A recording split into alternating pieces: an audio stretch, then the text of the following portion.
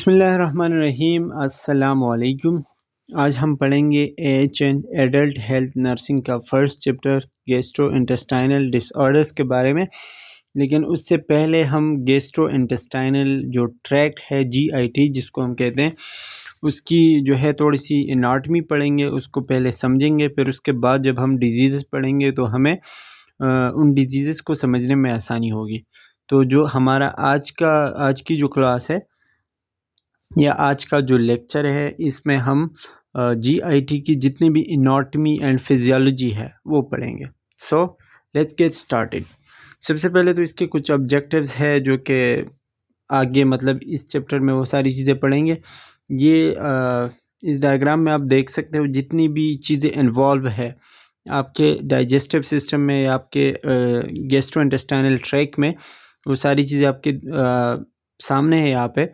Oral cavity से लेके आपके सलाइवरी ग्लैंड्स, फेरिंग्स, लैरिंग्स, एजोफेगस, ये सारी चीज़ों से लेके रेक्टम और एनस तक ये आपका पूरा जो है गैस्ट्रोइंटेस्टाइनल ट्रैक है। इसमें मुख्तलिफ़ किस्म के ऑर्गन्स होते हैं, मुख्तलिफ़ किस्म के काम करते हैं, तो वो हम आगे पढ़ेंगे। ठीक है। सबसे पहले तो गैस्ट्रोइंटेस्टाइनल ट्रैक के बारे में पता होना चाहिए कि ये एक हॉलो का मतलब क्या होता है? खोखला, जो अंदर से खाली हो। ठीक है, उसको हम कहते हैं हॉलो। मस्कुलर ट्यूब, ये एक हॉलो ट्यूब है मस्कुलर, जो मसल से बना हुआ है। Starting from the oral cavity से स्टार्ट है, मतलब हमारे माउथ से। ओरल कैविटी, बकल कैविटी, ये सारी एक ही चीज़ है। ठीक है, माउथ को कहते हैं। तो माउथ से स्टार्ट है, जहाँ से हम खुराक लेते हैं। कंटिन्यूइंग थ्रू द फेरिंग्स के थ्रू जाता है नीचे एजोफेगस से स्टमक तक, and intestine and to the rectum and to the anus.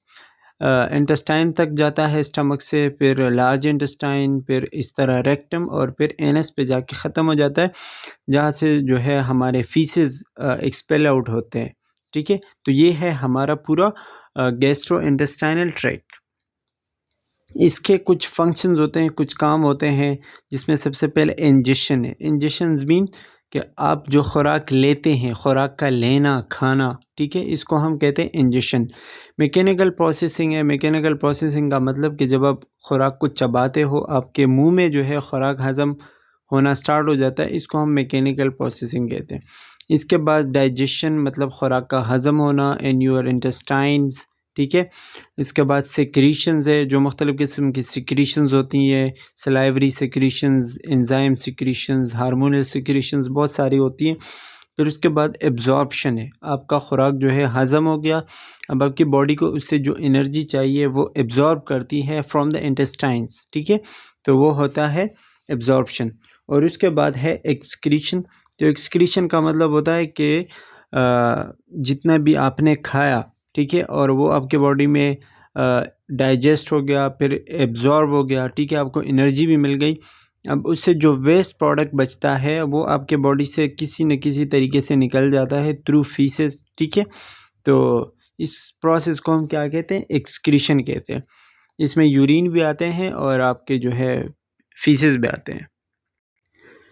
अच्छा जी, गैस्ट्रोइंटेस्टाइनल ट्रैक्ट के 4 लेयर हैं। सबसे पहला जो इसमें लेयर है वो है म्यूकोज़ा। म्यूकोज़ा जो है, जो इनर मोस्ट लेयर है, सबसे अंदर वाला जो लेयर है, उसको हम कहते हैं इनर मोस्ट लेयर, और म्यूकोज़ा उसका नाम है। और ये एपिथेलियल सेल्स पे बना हुआ है। ठीक है, और इसके अंदर का जो टिश्यूज़ है, जो इसके अंदर कनेक्टिव टिश्यूज़ है, वो एक लेयर बनाते हैं। वो जो टिश्यूज़ है उसको हम कहते हैं लेमिना प्रोप्रिया। ठीक है, मतलब इसके अंदर जो कनेक्टिव टिश्यूज़ है इस लेयर के अंदर, उस टिश्यूज़ को हम क्या कहते हैं? Lamina propria. अच्छा, इसके अंदर जो है मुख्तलिफ़ किस्म के blood vessels, nerves, lymphoid tissues, glands, ये सारी चीज़ें होती हैं इस म्यूकोज़ा को, इस लेयर को सपोर्ट करने के लिए। मतलब इस लेयर में आपको blood vessels, nerves, lymph nodes वगैरह ये सारी चीज़ें मिलेंगी, लिम्फॉइड टिश्यूज़, सॉरी। ठीक है, तो इस जो जिस लेयर में ये चीज़ें हैं, ठीक है, उसको हम म्यूकोज़ा कहते हैं, और जिन टिश्यू से वो बना हुआ होता है उसको हम लेमिना प्रोप्रिया कहते हैं। दूसरा जो लेयर है वो है सब म्यूकोज़ा। सब म्यूकोज़ा जो है म्यूकोज़ा के ऊपर होता है, मतलब दूसरा लेयर है। अच्छा जी। इसमें जो है फैट्स और फाइब्रस टिश्यूज़ पर ये मुश्तमिल होता है और इसमें जो है लार्ज वेसल्स और नर्व्स होते हैं। म्यूकोज़ा से थोड़े बड़े जो है वेसल्स और नर्व्स होते हैं और ये दूसरा लेयर है। नंबर 3 जो लेयर है वो है मस्कुलरिस एक्सटर्ना।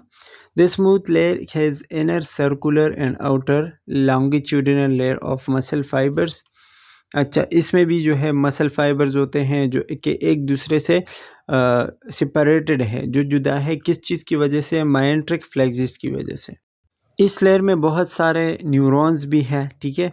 जो कि मतलब पेरिस्टालसिस मूवमेंट में हेल्प करवाते हैं। हमारा जो खुराक का नीचे मूवमेंट होता है टू द स्टमक, ठीक है? या थ्रू द इंटेस्टाइन, इसको हम पेरिस्टालसिस मूवमेंट कहते हैं। तो जो पेरिस्टालसिस मूवमेंट होता है वो ज़्यादातर इस लेयर में न्यूरॉन्स की वजह से होता है। अच्छा, जो नंबर 4 लेयर है वो है सिरोसा, जो सबसे आउटर लेयर है, the outer layer of GIT. GIT जो हम कहते हैं गैस्ट्रोइंटेस्टाइनल ट्रैक्ट, ठीक है? इसको हम मेसेंट्री, इस लेयर को हम मेसेंट्री भी कहते हैं और सिरोसा भी कहते हैं। इसमें भी जो है फैट का एक लेयर होता है, एपिथेलियल सेल पे मुश्तमिल होता है और जो सेल्स है एपिथेलियल सेल्स उनको हम मेसोथेलियम कहते हैं। तो ये है इसके 4 लेयर्स। लेयर कौन-कौन से हैं? Mucosa, सबम्यूकोज़ा, muscularis externa and serosa या मेसेंट्री। अच्छा जी, जीआई ट्रैक्ट का जो सबसे पहला पार्ट है वो है ओरल कैविटी, जिसको हम माउथ कहते हैं, ठीक है? ये जो है इनटेक करते हैं हम इसके थ्रू, मतलब फूड लेते हैं। इसके अंदर जो सेल्स है, जिन सेल से ये बना हुआ है वो है स्ट्रैटिफाइड स्क्वाइमस एपिथेलियम, ठीक है? उनसे ये बना हुआ है और जो जगह ज़्यादा एक्सपोज़ है, मतलब हमारी टंग हो गई, हमारे चीक्स हो गए, ठीक है? जो ज़्यादा एक्सपोज़ है, जिससे हम ज़्यादा काम लेते हैं अपने मुँह के अंदर, ठीक है? वो केराटिन वहाँ पे ज़्यादा पाया जाता है। जैसे कि टंग है, ठीक है? या हार्ड पैलेट है या जो रूप है, ठीक है? तो इन जगहों पे जो है केराटिन ज़्यादा होता है। यहाँ पे ज़्यादातर हम मेस्टिकेशन करते हैं। मेस्टिकेशन हम किसको कहते हैं? चबाने को कहते हैं, chewing of the food through the teeth, ठीक है? तो ये इसको हम कहते हैं मेस्टिकेशन। तो हमारे माउथ में जो है मेस्टिकेशन होती है। इसके अलावा जो दूसरा पार्ट है वो है सलाइवरी ग्लैंड्स। 3 पेयर पाए जाते हैं सलाइवरी ग्लैंड के, जो खुराक को जो है ह्यूमिडिफ़ाई करते हैं, ठीक है? ताकि खुराक आसानी से नीचे चला जाए through the esophagus till the stomach, ठीक है? उस खुराक को जो है मॉइस्ट करे, माउथ को मॉइस्ट रखें, मतलब नमी वहाँ पे बरकरार रखें, ताकि जो भी हम खुराक खाते हैं उसको जो है ह्यूमिडिफ़ाई करें। उसको क्या कहते हैं कि मतलब थोड़ा-सा उसको गीला करें, ठीक है? ताकि निगलने में आसानी हो। सलाइवरी ग्लैंड के जो है 3 पेयर्स होते हैं, जो पैरोटिड्स, सबमैंडिबुलर और सबलिंगुअल है। ये तीनों के नाम आपको याद होने चाहिए। इसके अलावा एज़ोफेगस है, जिसका जो लेंथ है वो है तकरीबन 25 सेंटीमीटर। इस डायग्राम में भी आपको नज़र आ रहा होगा, जो तकरीबन गले से लेके ये स्टमक तक है, इसको हम एज़ोफेगस कहते हैं। 25 सेंटीमीटर इसकी लेंथ है और 2 सेंटीमीटर इसकी डायमीटर है, मतलब चौड़ाई है, ठीक है? फेरेंक्स से स्टमक तक जाता है, ठीक है? और इसका जो ओपनिंग है, मतलब डायग्राम में जाके ये जब ओपन होता है, ठीक है? और या तो आप जो है एक्सपेंक्टर कह सकते हैं, उस चीज़ को हम क्या कहते हैं? एज़ोफेगियल हाइटस कहते हैं, जो ओपनिंग है between the esophagus and the diaphragm, ठीक है? The esophagus functions primarily as a transport medium. इसका काम क्या है? कि ट्रांसपोर्ट देना है, खुराक इससे पास होता है, ठीक है? इससे गुजरता है, बस ये है इसका काम, ट्रांसपोर्ट देना है। स्टमक है, stomach is a J shape extended bag. J shape मतलब जे की तरह इसकी शक्ल होती है। Located just left of the mid line between the esophagus and the small intestine. ये थोड़ा सा लेफ्ट साइड की तरह होता है, जैसा कि हमारा हार्ट है, तो ये स्टमक जो है ये भी थोड़ा लेफ्ट साइड की तरफ होता है। ये जो है लॉन्गिट्यूडिनल फोल्ड से बना हुआ होता है। इसके अंदर जो फोल्ड्स होते हैं उसको हम क्या कहते हैं? रोगाई कहते हैं। इसके अंदर ये जो फोल्ड्स है इसको हम रुगाई कहते हैं। इसका काम क्या है कि जब ये हम खुराक खाते हैं तो ये स्ट्रेच होता है, मतलब कंट्रैक्शन इसमें करता है और एक्सपेंडेशन करता है, सॉरी एक्सपेंड करता है स्टमक को और स्ट्रेच करता है, ठीक है, जिसको हम कंट्रैक्ट और रिलैक्सेशन भी कह सकते हैं, ताकि ये खुराक को सही तरीके से हज़म करे और उसको जगह दे दे, ज़्यादा जगह दे दे, ठीक है। इसका काम यही है। इसके जो है ग्लैंड्स है स्टमक के अंदर भी पाए जाते हैं, जिसको हम 2 किस्म के सेल्स इसमें पाए जाते हैं। एक होता है पैराइटल सेल जो HCl प्रोड्यूस करता है, ठीक है, और दूसरा है चीफ सेल जो कि पेप्सिनोजिन और लाइफेज वगैरह प्रोड्यूस करता है। HCl जो है मतलब एसिडिटी प्रोड्यूस करता है, ठीक है, और जो चीफ सेल है उस एसिडिटी को कम करने के लिए या फिर उस माहौल को न्यूट्रलाइज करने के लिए इस्तेमाल होते हैं। अच्छा जी, स्टमक का फंक्शन क्या है कि इसमें जो है खुराक कुछ देर तक स्टोर होता है, ठीक है, लेकिन शॉर्ट टर्म के लिए 3 to 4 आवर्स स्टोर होता है, इससे ज़्यादा नहीं। इसमें जो है मुख्तलिफ़ किस्म के एंजाइम्स रिलीज़ होते हैं और आते हैं, प्रोटीन जो है वो यहाँ पे एब्ज़ॉर्ब होते हैं, सॉरी डाइजेस्ट होते हैं, ठीक है, और कुछ सब्सटेंसेस होते हैं जो कि यहाँ पे एब्ज़ॉर्ब हो जाती है, मतलब यहाँ से वो मुकम्मल तौर पर डाइजेस्ट होती है और पूरी बॉडी में एब्ज़ॉर्ब हो जाती है। इसके जो है आपको फिर स्मॉल इंटेस्टाइन का आपको स्ट्रक्चर दिया गया है कि स्टमक से स्टार्ट है और जाके सीकम के पोजीशन पे जो है लार्ज इंटेस्टाइन के साथ मिल जाता है। स्मॉल इंटेस्टाइन क्या है? Is composed of duodenum, jejunum and ileum. इसके 3 पार्ट्स होते हैं, ड्यूडेनम, जिजिनम एंड इलियम। इसके जो है 6 सेंटीमीटर इसका लेंथ है, ठीक है, extending from the pyloric sphincter of the stomach. Pyloric sphincter क्या होता है? ये जो स्फिंक्टर है ना, जहाँ पे स्टमक और स्मॉल इंटेस्टाइन एक दूसरे के साथ कनेक्ट होते हैं, इसको हम पाइलोरिक स्फिंक्टर कहते हैं। और फिर जाके इलियोसीकल वाल्व जो है वहाँ पे ये लार्ज इंटेस्टाइन के साथ मिल जाते हैं। मतलब जहाँ पे स्मॉल इंटेस्टाइन लार्ज इंटेस्टाइन के साथ मिल जाती है या वहाँ पे लार्ज इंटेस्टाइन में कन्वर्ट हो जाती है, उसको हम इलियोसीकल वाल्व कह सकते हैं, ठीक है। The small intestine is compressed into numerous folds occupied by large proportion of the abdominal cavity. इसमें जो है बहुत ज़्यादा फोल्ड्स होते हैं और इससे खुराक गुजरता है, तो खुराक का तकरीबन 70 to 80% पार्ट जो है वो स्मॉल इंटेस्टाइन में एब्जॉर्ब होता है, वहाँ पे डाइजेस्ट होता है, ठीक है, और पूरी बॉडी तक पहुँच जाता है। इसके बाद आता है लार्ज इंटेस्टाइन। लार्ज इंटेस्टाइन जो है extend around the small intestine like a frame. ये स्मॉल इंटेस्टाइन के इर्द गिर्द जो है वो गया हुआ है, मतलब स्मॉल इंटेस्टाइन को अपने अंदर घेर रखा है, ठीक है। इसके भी कुछ पार्ट्स होते हैं जिसमें appendix, caecum, ascending, transverse, descending और सिग्माइड कोलोन आते हैं और रेक्टम भी आता है लास्ट में। It has a length of approximately 1.5 metre and width of 7.5 centimetre. इसका जो लेंथ है वो है तकरीबन 1.5 मीटर जिसको हम कहते हैं, एंड 7.5 सेंटीमीटर इसका चौड़ाई है। मीटर और सेंटीमीटर में आपने ख्याल रखना है कि मीटर है या सेंटीमीटर है। The rectum is the final part 15 centimetre part of the large intestine. Rectum का जो साइज़ है कितना है? 15 सेंटीमीटर, और लास्ट पार्ट है लार्ज इंटेस्टाइन का। ये याद रखने वाली चीज़ें। रेक्टम का काम क्या है कि ये फीसेस होल्ड करता है, ठीक है, और इसके अलावा जो एनोरेक्टल कैनाल है उसको होल्ड करता है वहाँ पे फीसेस, और जब ये हमें मतलब फीसेस की जो है वो मतलब पास करना है हमने, तो थ्रू द एनस जो है उसको पास करते हैं।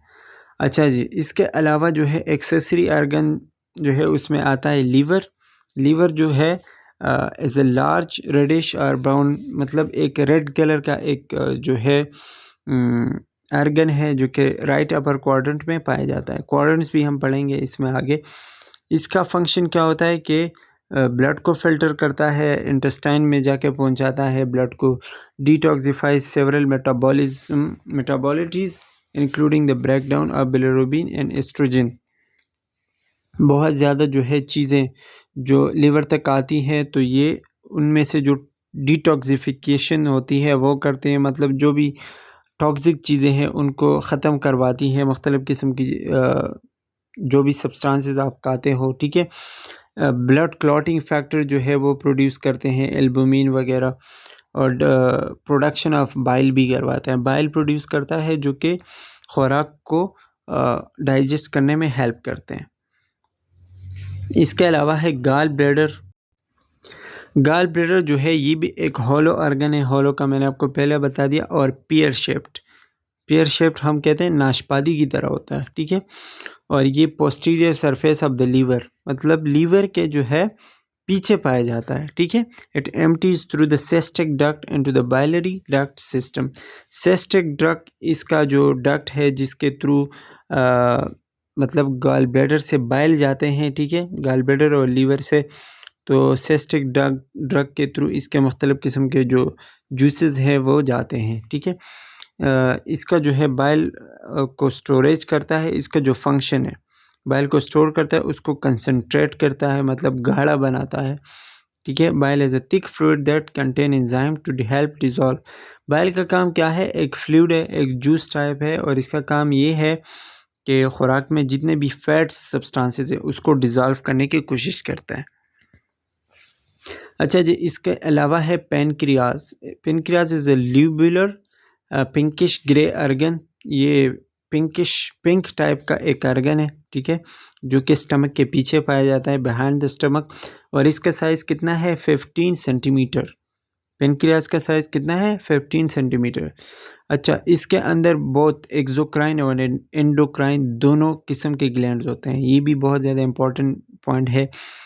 Endocrine refer to the production of hormone which occur in the islet of Langerhans. Endocrine के थ्रू इसमें मुख्तलिफ़ किस्म के हार्मोन्स रिलीज़ होते हैं। जिन सेल से वो हार्मोन रिलीज़ होते हैं वो आइलेट ऑफ लैंगरहैंस कहलाते हैं।